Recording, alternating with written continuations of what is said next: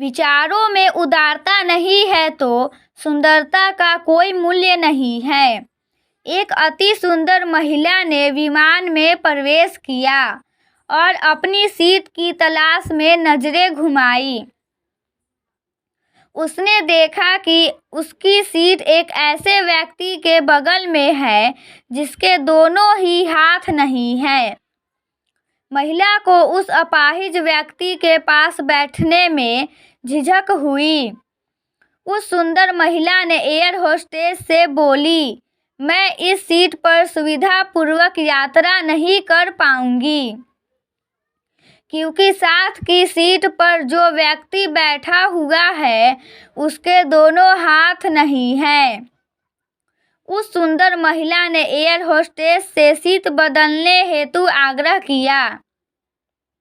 असहज हुई air hostess ने पूछा, मैम क्या मुझे कारण बता सकती है? सुंदर महिला ने जवाब दिया, मैं ऐसे लोगों को पसंद नहीं करती। मैं ऐसे व्यक्ति के पास बैठकर यात्रा नहीं कर पाऊंगी।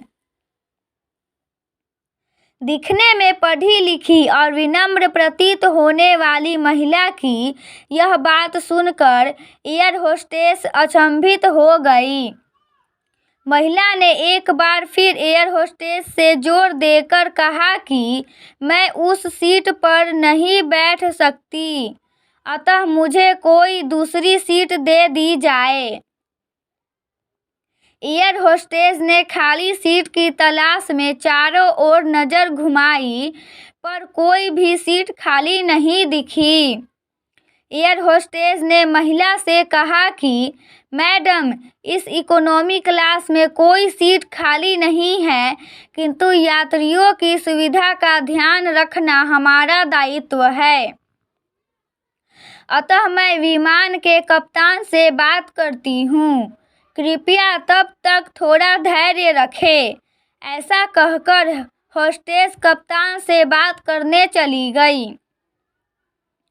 कुछ समय बाद लौटने के बाद उसने महिला को बताया, मैडम आपको जो असुविधा हुई उसके लिए बहुत खेद है। इस पूरे विमान में केवल एक सीट खाली है और वह प्रथम श्रेणी में है। मैंने हमारी टीम से बात की और हमने एक असाधारण निर्णय लिया। एक यात्री को इकोनॉमी क्लास से प्रथम श्रेणी में भेजने का कार्य हमारी कंपनी के इतिहास में पहली बार हो रहा है।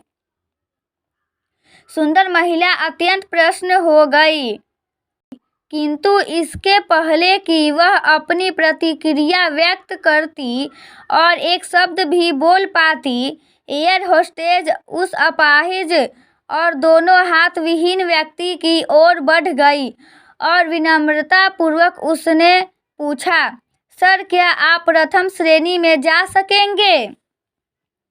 क्योंकि हम नहीं चाहते कि आप एक अशिष्ट यात्री के साथ यात्रा करके परेशान हो।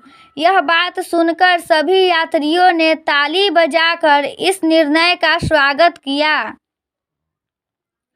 वह अति सुंदर दिखने वाली महिला तो अब शर्म से नजरें ही नहीं उठा पा रही थी। तब उस अपाहिज व्यक्ति ने खड़े होकर कहा, मैं एक भूतपूर्व सैनिक हूँ और मैंने एक ऑपरेशन के दौरान कश्मीर सीमा पर हुई बम विस्फोट में अपने दोनों हाथ खोए थे।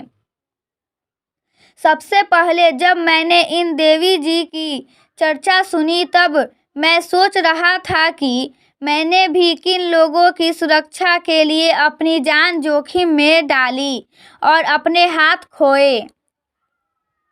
लेकिन जब आप सभी की प्रतिक्रिया देखी तो अब अपने आप पर गर्व हो रहा है कि मैंने अपने देश और देशवासियों के लिए अपने हाथ खोए। और इतना कहकर वह प्रथम श्रेणी में चले गए। सुंदर महिला पूरी तरह से अपमानित होकर सर झुकाए सीट पर बैठ गई। कहानी का उद्देश्य, विचारों में उदारता नहीं है तो ऐसी सुंदरता का कोई मूल्य नहीं है।